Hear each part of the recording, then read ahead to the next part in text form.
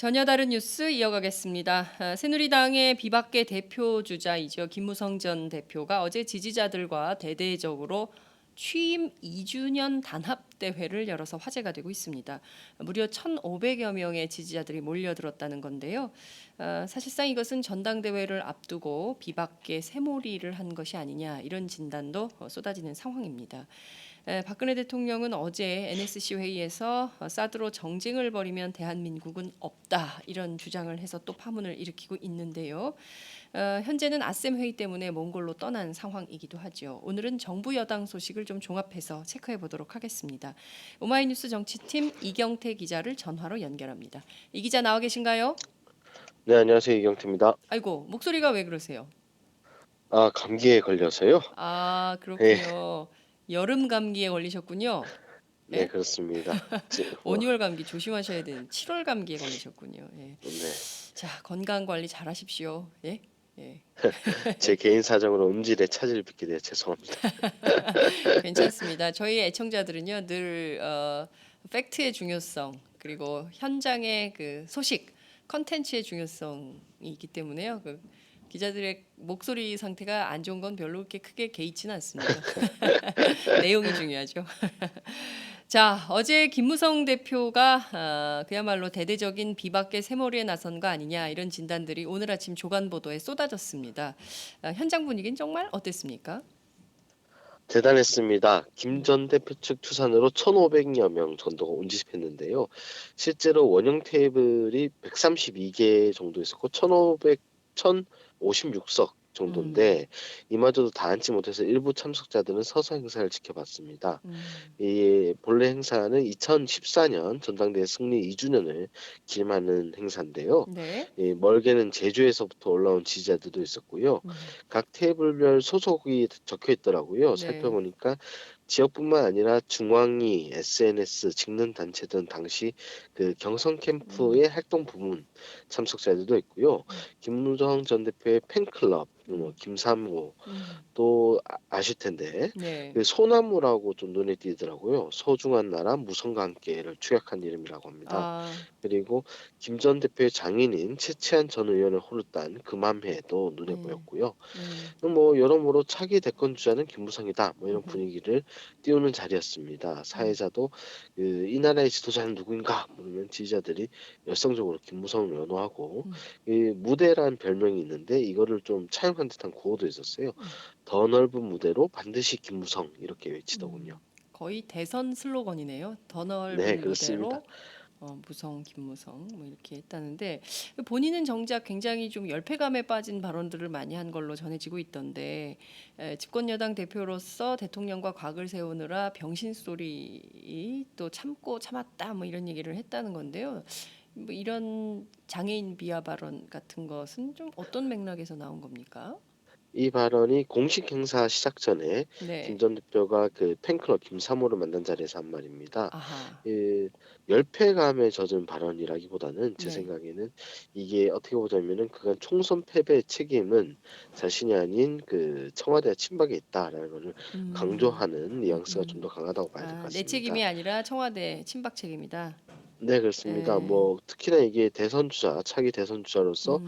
김 대표의 굉장히 중요한 문제이기도 한데요. 네. 그동안 뭐 30시간의 법칙 잘 아실 겁니다. 그렇습니다. 2014년에 수평적인 당청 관계를 외쳤던 거와는 다르게 음. 그 김 전 대표가 호태만 거듭하면서 저희 네. 팟짱에서도 여러 번 문제 삼은 그럼요. 적이 예, 예. 있었는데요. 그 어제 행사에서도 종편 패널들이 나와서 예. 김무성을 디스하라는 미니 토크 콘서트를 했는데 이 부분을 집중 공략했어요. 그만큼 김 전 대표가 대표직을 수행하면서 그 흠집 났던 것들을 그 뒤엎는 발언이 아닌가. 이 음. 부분에 대해 해명, 적극적 해명이라고 봐도 될 것 같습니다. 그리고 그동안은 집권 여당 대표로서 네. 여권의 단합을 위해 참았지만 음. 이제 참을 때는 지났다 이런 선언을 한 것이죠. 그렇군요.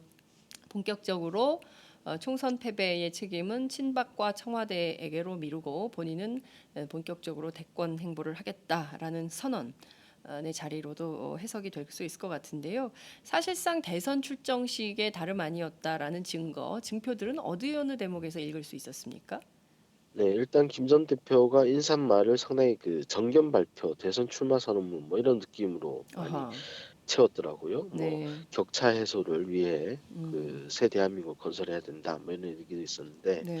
특히 자신만의 이익을 추구하는 무책임한 사람들이 우리나라를 장악하도록 놔둬서는 안 되지 않느냐. 음. 인기에만 영합하는 사람들이 대한민국을 이끌도록 놔둬서야 되겠느냐. 음. 뭐 다분히 당내와 당밖의 대선 주자들을 겨냥한 그런 발언이었습니다. 음. 또 "우리가 변화의 주체가 되고 대한민국을 살리기 위한 혁명 동지가 음. 되자."라면서 "내가 그 선봉에 서겠다."라고 음. 선언했는데, 이는 뭐 전면에 나서겠다는 뜻이고요. 음. 그리고 그 경선 캠프에 참여했던 주요 관계자들 발언도 비슷합니다. 특히 그 캠프에서 총괄 본부장을 맡았던 권오을 전 의원이 있는데요. 네. 이분도 거의 대선 슬로건에 가까운 얘기를 했어요. "서민을 따뜻하게, 음. 중산층을 두껍게, 음. 부자를 떳떳하게 하는 음. 공평한 나라를 만드는 길, 그 길은 언젠가 김무성의 깃발 아래 다시 모여 가야 한다." 뭐 이런 얘기를 음. 했거든요. 그러니까 사실상 이번 행사로 김무성 대표가 좀 몸을 풀고 네. 본격적인 대선 행보에 들어간다, 이렇게 볼 수 있는 거죠. 그렇군요. 본격적인 불펜 투수? 본격적인 몸풀기에 들어가서 이제 본격적으로 대선 라운딩을 시작하려고 하는 거다 이렇게 볼 수가 있을 것 같은데요. 개헌의 필요성도 언급했다는데 대선 주자가 개헌 발언 어떤 취지로 이해를 해야 될까요? 이게 뭐 김 전 대표가 대표적으로 개헌에 대해서는 굉장히 긍정적으로 얘기를 해 왔습니다. 네, 그러나 그 대표 당시에 상하이 개헌 발언 파문 기억하실 겁니다. 그렇습니다. 이때도 청와대와 박 대통령이 "개헌은 블랙홀이라는 음, 얘기를 했고, 네, 김 전 대표도 당시 금세 이 발언을 철회하면서 음, 또다시 후퇴했었는데요. 그랬죠. 이제는 대선 주자로서 작정하고 말한 음, 것이다, 뭐 이렇게 음, 볼 수 있습니다. 음, "재앙적 대통령 권력 체계를 바꿔야 한다. 음, 한 사람의 인치로는 너무나 큰 대한민국을 운영할 수 없다." 뭐 음, 이런 얘기였는데요. 음, 결국에는 앞서 뭐 "할 만하겠다."라는 취지와 맞물립니다. 이에 음. 대해서 뭐 "박근혜 대통령 눈치 보지 않겠다."라는 음, 거죠. 그렇군요. 어쩌면 박근혜 대통령 레임덕이 본격화하는 시점에 김무성 대표가 치고 나가면서 대선 주자로서의 자기 이미지를 부각하려는 이런 태도로도 읽을 수, 해석할 수 있겠다 이런 생각도 좀 듭니다. 배낭 투어를 한다고 나섰어요? 네, 뭔가요? 그렇습니다. 무슨 어디를 이렇게 김삿갓도 아니고 말이죠. 어떻게 그 다닌다는 건가요? 뭐 예전부터 대선 주자들이 이렇게 전국을 돌아다니면서 뭐 배낭 네. 투어를 하는 경우는 있었죠. 지금은 이 손학규 그 대표가 더민주, 좀, 예, 예, 그렇습니다. 얼마나 손학규 열심히 대표가 했습니까? 민심 투어를 예, 했었죠. 그렇습니다. 이런 것의 일환이라고 할 수 있는데요. 음. 김 전 대표 본인은 뭐 이번 행사에 대해서 네. "대권 도전 의사를 밝혔다."라는 해석을 좀 경계하는 모양새예요. "우리나라가 음. 굉장히 어려운 상황이라서 이대로 가다가는 미래가 없다. 네. 그래서 그런 마음을 표현한 것뿐이다."라고 음. 해명을 했는데, 기자들에게. 네네. 그럼에도 낮은 얘기를 듣고자 "전국 배낭 여행에 나설 것이다." 그랬거든요. 예. 기간은 아마 8 월이 될 것으로 보입니다. 음. 김 대표가 그 자리에서 "한 달은 더 자숙 시간을 가져야 한다."라고 했거든요. 네. 그래서 이 기간 동안에 배낭을 메고 전국을 돌면서 음음. 뭐 자신의 어떤 음. 그런 대선 행보를 시작하는 거 아닌가, 준비하는 거 아닌가, 이런 생각이 듭니다. 그렇군요. 뭐 인기 영합주의 안 된다. 그리고 나라가 어려운데 자신만 생각하면 되겠냐 이런 비판을 했다는데 정작 본인은 자신만을 위한 대권 행보를 시작하는 거 아닙니까? 그렇습니다. 뭐 음. 김 대표 입장에서는 더 이 어떻게 보자면은 음. 오늘 이번에 어제 행사를 통해서 네. 이제 내가 정치 전면에 나서서 좀 더 활동적으로 음음. 액티브하게 수동적인 자세가 아니라 네. 전국 현안에 대한 얘기도 밝힐 음. 것이고, 자기 대선 주자로서 네. 어떤 당의 미래, 그리고 음음. 국정 운영 뭐 이런 음. 것들을 음. 밝힐 것이다라는 예고를 한 셈이거든요. 그렇군요. 뭐 아시다시피 이 김 전 대표가 어떤 지금 전당대회에서 영향력을 발휘하는 하나의 방편이라고 할 수도 있고요. 네. 그리고 차후의 스텝을 밟기 위해서 아직 음. 시간이 대선까지는 음. 본격적으로 진행되기 한 8 개월, 9 개월, 10 개월 정도 네. 시간이 남아 있기 때문에 음. 그 준비 과정을 거치고 있는 거 아닌가라는 생각을 해 음. 봅니다. 그렇군요. 자, 그 앞서 뭐 현장에 뭐 팬클럽들 상당히 많이 모였다. 그리고 이제 어, 장인의 호를 딴 무슨 그 여러 그 일반 시민들의 조직들이 많이 모였다 이렇게 말씀해 주셨는데요. 중요한 것은 대선을 핸들링할 수 있는 뭐 친박계 아니 그 비박계 의원들 그리고 정치인들이 또 얼마나 왔는지 특히 이제 혹시 또 친박계 쪽에서는 참석을 전혀 안 했는지 그런 것도 좀 궁금하네요. 개파 간에는 또 어떤 차이가 에 있었는지. 일단은 이 전 8구 전당대회가 20여일밖에 남지 않았어요. 그렇죠. 예. 그래서 이번 행사를 두고 말들이 많이 나올 수 있기 때문에 네. 원내 인사들, 그러니까 음. 현역 의원들의 참석은 되도록이면 안 했으면 좋겠다라는 뜻을 음. 당에 전달한 바 있고요. 아하. 그럼에도 불구하고 이 비 그 8구 전당대회 당대표 경선에 출마한 정병국 의원과 한성규 네. 의원, 그리고 음. 최고위원 경선에 출마한 강석호 의원이 음. 참석을 했습니다. 음음. 정병국 의원은 뭐 비박계 대표 주자로 할 수 있고요. 네. 강석호 의원은 김무성계 의원으로 볼 수 있죠. 음. 한성규 의원은 원조 친박이지만 사실상 뭐 비주류 친박으로 볼 수 있습니다. 그러니까 그래요? 이 나름대로 눈도장 찍기에 나섰다라고 할 수 음. 있는데요. 음. 그 이외에 현역 의원은 한 2명 정도 왔어요. 음. 전북의 정우천 의원, 그리고 아. 서울 소초의 박성중 의원이 왔는데, 음. 이 박성중 의원은 네. 2년 전 캠프에서 지방자치본부장을 맡았기 때문에 네. 공식 초청된 인사입니다. 그렇군요. 당내에 여러 구구한 해석들이 나올 것 같은데요. 이번 모임에 대해서 뭐 1,500명이나 동원해 가지고 이렇게 행사를 치르냐 이런 곱지 않은 시선도 있을 것 같은데 당 내부에서는 좀 어떤 해석들, 어떤 분석들이 좀 나옵니까? 앞서 말씀드린 대로 뭐 8구 전대를 앞두고 음. 비박계 세가시에 나선 거 아니냐, 음. 뭐 김 전 대표가 확실하게 연령을 행사를 하는 거 아니냐, 뭐 이런 얘기가 나오고 있습니다. 음. 실제로 제가 뭐 행사 현장에 갔을 때 네. 정병국 의원 같은 경우에는 상당히 참석자들을 늦은 시간까지 만나면서 공을 아. 들이더라고요. 예. 그러니까 대부분 뭐 지지자들 이런 사람들이 그 지역에서 어떤 음. 여론을 메이킹할 수 음. 있는 리더라고 할 수 있고, 음. 또 대의원 신분인 분들도 많을 겁니다. 음. 그래서 하나의 표밭으로 볼 수 있는 것이고, 네. 김 전 대표 역시 뭐 나는 비주류 아니냐, 비주류가 음. 당대표 되도록 해야 하지 않느냐, 뭐 이런 음. 취지의 발언을 한 적이 있어요. 음. 그래서 앞서 나온 평가대로 비박계 세가시, 그리고 음. 영향력 행사, 뭐 음. 이런 거는 김 전 대표 쪽에서 아무리 부인하더라도 그거는 뭐 인정할 수밖에 없는 음. 해석이지 싶습니다. 그렇군요. 앞서 이제 김사모 팬클럽을 별도로 만났다 이런 말씀 전해 주셨는데요. 팬클럽을 만난 자리에서는 앞서서 지적된 그런 발언 이외에 또 어떤 발언들이 주요하게 나왔습니까? 친박 책임론에 대한 어떤 음. 주장들을 많이 펼쳤는데요. 네. 공천권을 국민에게 주겠다고 당대표에 선출했는데, 음. 그 약속을 지키려다 반대 세력에게 몰매를 맞았다. 음. 그리고 잘못된 공천권을 행사해 더러운 정치라 국민이 비난하는 상을 만들었다. 아. 뭐 그러니까 이거는 뭐 최경환, 음. 이한구, 뭐 등 음. 친박 주류를 향한 공격이고요. 예. 특히나 뭐 박사모에 음. 대한 얘기인데, 박사모는 분화됐고 옳지 못하다. 박 음. 대통령이 박사모를 만나지 않았는데 음. 그걸 인정하지 않고 빗나간 활동을 했다. 뭐 이런 음음. 얘기도 했어요. 음. 그러니까 이 여러모로 음. 친박과 맞서 싸운다, 전면전을 펼치겠다, 뭐 이런 음. 느낌이고, 음. 그리고 앞으로 나라를 위해 맞서 싸우고 할 것을 해서 음. 여러분 속을 시원하게 해주겠다. 좀 음. 더 준비하고 앞장설 테니 도와달라. 뭐 이런 얘기를 했거든요. 음. 예, 이런 것들은 전반적으로 대권에 대한 언급이다라고 볼 수밖에 없죠. 그렇군요. 그야말로 김무성 대표가 에, 친박의 저격수가 되겠다라고 선언한 자리 이렇게 볼 수도 있겠네요. 네, 뭐 그렇게 볼 맞서 수도 있을 것 같습니다. 싸우겠다. 네, 그렇죠. 음. 자, 앞으로 당내 갈등 더 첨예하게 될 것 같고 87 전대를 계기로 해서 새누리당에 또 어떤 변화가 있는지 저희도 함께 지켜보도록 하겠습니다. 자, 어제 박근혜 대통령 몽골로 떠났습니다. 아셈 회의 때문에 떠난 건데요. 지금 아셈 회의 참석 직전에 연 NSC에서 한 발언을 가지고 지금 국내에서는 상당히 큰 논란이 좀 되고 있습니다. 이 정쟁이라고 못을 박았어요. 사드 관련해서 이런저런 의견들을 가지고. 자, 핵심 내용 좀 정리를 부탁드립니다.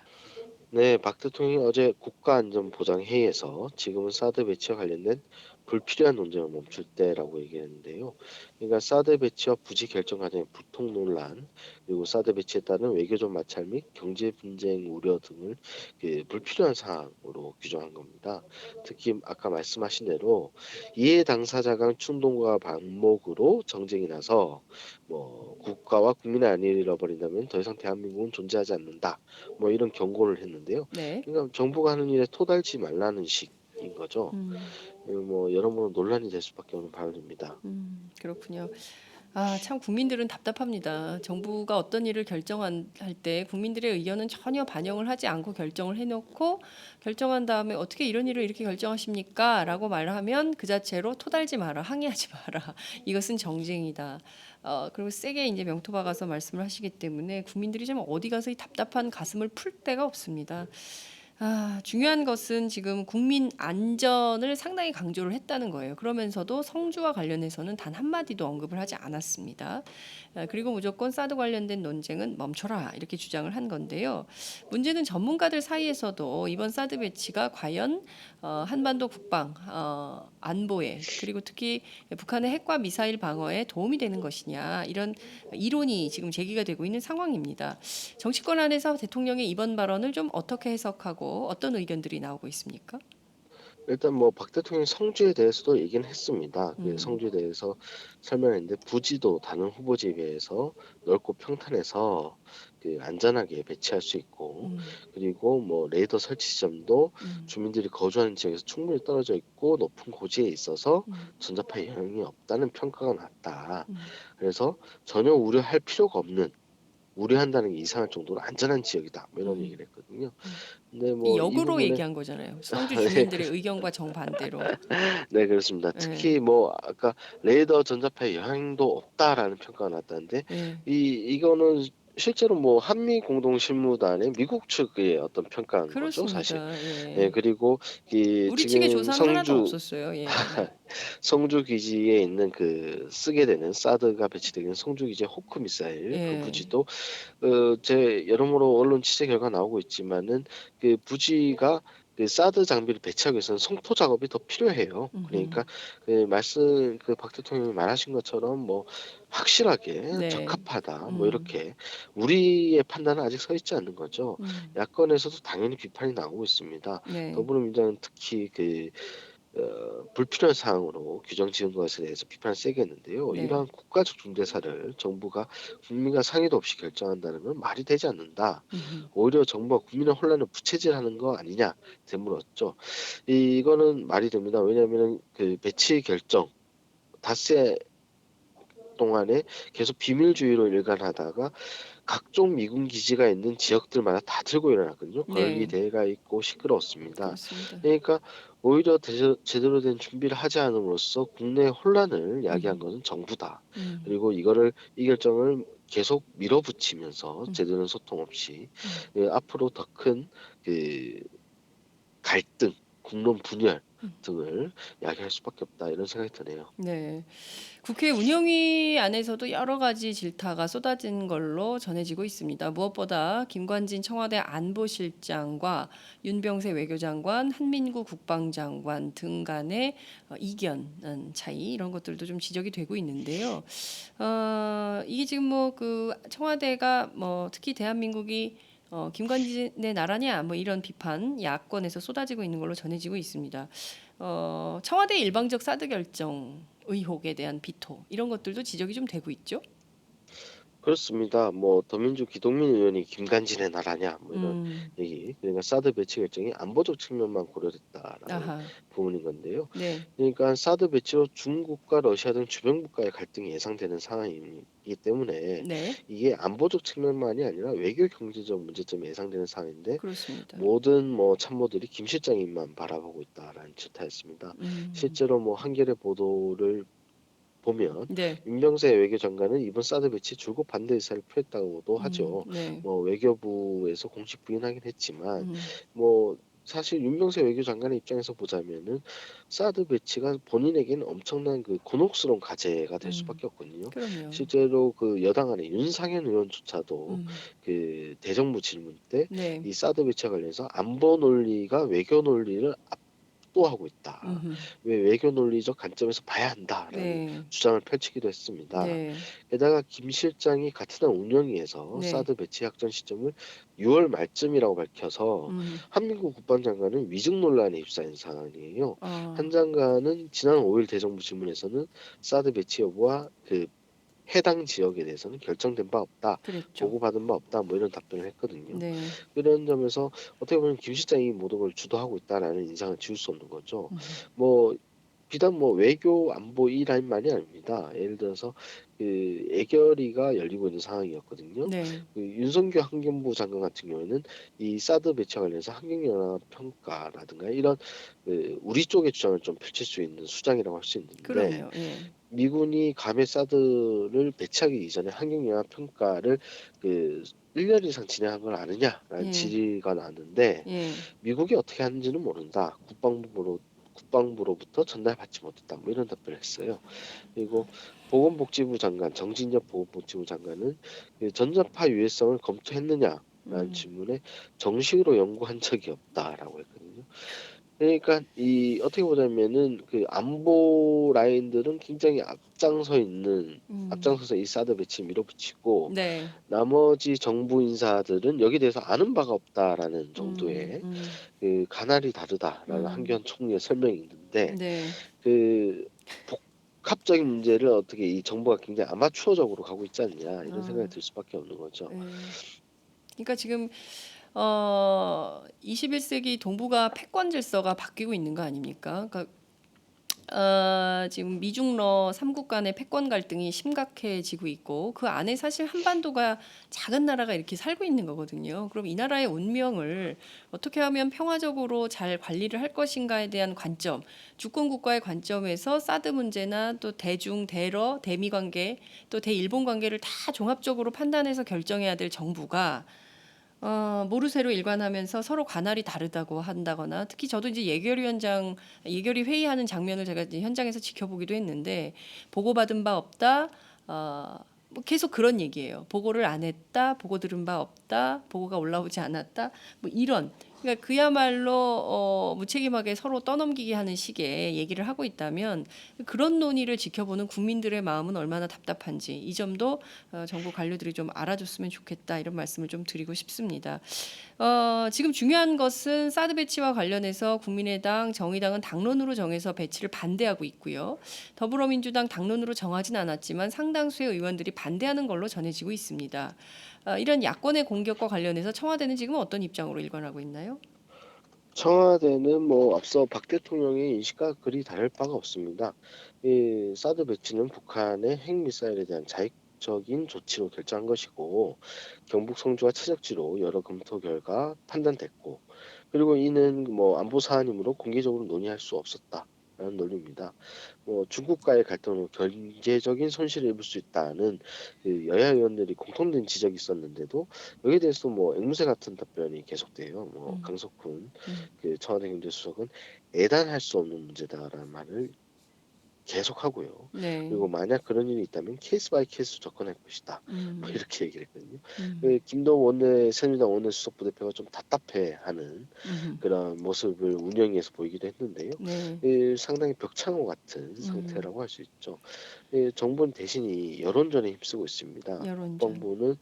그간 대비 시설로 알려진 충청 지역 음. 탄도탄 조기 네. 경보 레이더 그린파인 기지를 최초로 공개했어요. 음. 그러면서 사드 레이더의 전자 반전성을 강조하고 음. 나섰고, 음. 그리고 국방부 차원에서 또 미국 괌에 설치된 사드 기지도 기자들을 대동하고 방문을 할 이거 예정입니다. 기자들 돈이 아니라 정부 돈으로 간다면서요? 그렇죠. 예. 음. 그리고 한교안 국무총리는 오늘 경북 성주를 방문해서 또 지역 주민 설득에 나설 음. 예정이고요. 그러나 뭐 음. 이 같은 뒷북 행정은 좀 보기가 좋지 않죠. 이번에 음. 논란된 사드의 음. 엑스밴드 레이더, 이게 일본 교탄고시에도 음. 지금 설치가 돼 있는데요. 음. 한일 양국은 이 사안을 2012년에 결정을 했어요. 음. 2월 달에 결정했는데 7개월간 공식 결정을 미루고 환경조사, 주민 설명회 등을 거치면서 7개월 동안 설득 작업을 했거든요. 음. 그런데 우리나라는 뭐 배치 결정 발표 닷새 만에 부지를 음. 아무런 사전 정지 작업도 없이 발표했습니다. 음. 그리고 뭐 이 중국과의 갈등 문제도 좀, 러시아의 갈등 문제도 김건희 안보실장은 일본은 전진 모드, 그러니까 최대 종심 4,000km 이상의 네. 레이더를 운영하고 있어서 음. 그런 우려가 있지만, 우리가 들여오는 레이더는 종말 모드, 그러니까 2,000km 한반도 내에만 탐지가 되기 때문에 음. 주변국을 설득하기 충분히 가능하다, 뭐 이런 얘기를 하는데, 음. 이게 사실 뭐 전문가들 얘기 들어보면은 그 종말 모드의 레이더를 전진 모드로 바꾸는 건 8시간이면 가능하다는 겁니다. 그러니까 뭐 조삼모사식으로 설명을 하고 있는 겁니다. 그래서 음. 이런 것들, 이런 정부의 설명들 누가 과연 쉽게 인정하고 수용할 수 있는가, 음. 이런 고민이 들 수밖에 없습니다. 네. 문제는 어찌됐든 이번에 사드 배치를 전격적으로 정부가 결정한 것도 따지고 보면 북한의 핵 위협, 또 미사일 위협 때문에 우리가 방어용으로 배치할 수밖에 없다라는 게 이제 정부의 설명인 것인데요. 물론 이제 앞서 지적해 주신 대로 수많은 의혹, 문제 제기가 있지만 그것은 그냥 정쟁으로 묻어두고 정부의 결정을 믿고 좀 따라와 달라라는 당부, 홍보에만 골몰하는 이런 상황으로 보입니다. 문제는요, 북한의 핵과 미사일을 방어하기 위해서 정부가 총력을 기울이고 있지만 그 위협은 날로 가중되고 심각해진다는데 더 큰 문제가 있는 것 같습니다. 박근혜 대통령 임기 초반부터 한반도 평화 프로세스를 주장하면서 이른바 통일 대박론을 펴지 않았습니까? 그렇지만 실질적으로 남북 관계가 진전돼서 이게 대립이 평화로 대결 모드가 더 이상 안 되고 평화 안정 체제가 공존하는 시스템으로 가는 모델은 아니라는 점이죠.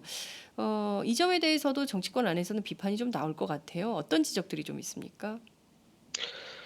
뭐 그간 저기 뭐 이번 아셈 정상회의는 사실 뭐 지역 안보 이슈는 공식 의제가 아닙니다만, 네. 그간 박 대통령의 정상 외교 중 안보적 이슈 대부분이 대북 국제 제재에 음흠. 강화하는 쪽인 것은 사실입니다. 그리고 이번 사드 배치 논란 전에도 대북 제재만 강화하는 이런 전략만 구사해서는 남북 관계 개선에 전혀 도움이 되지 않고 있다라는 비판은 많이 나왔죠. 음. 제가 보고 있는 거는, 그런데 이런 전략조차도 사드 배치 결정으로 흔들릴 수 있다라는 겁니다. 그리고 그 같은 비판이 많이 나오고요. 네. 중국과 러시아가 그 대북 국제 제재에서 반드시 필요한 축이거든요. 육자 회담만 봐도 알 수 있지 그렇습니다. 않습니까?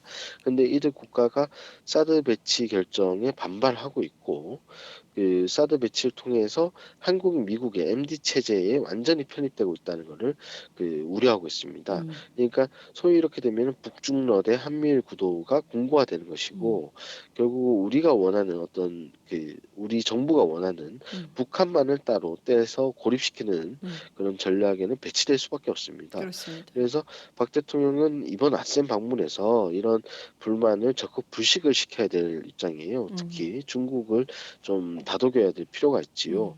음. 청와대 쪽에서도 박 대통령이 의미 있는 활동을 하실 거라고 말은 했습니다만, 네. 이번 회담에서 공식적인 한중 정상회담은 없습니다. 음. 오히려 적극적으로 만나야 되는 거 아닌가 싶은데, 그렇습니다.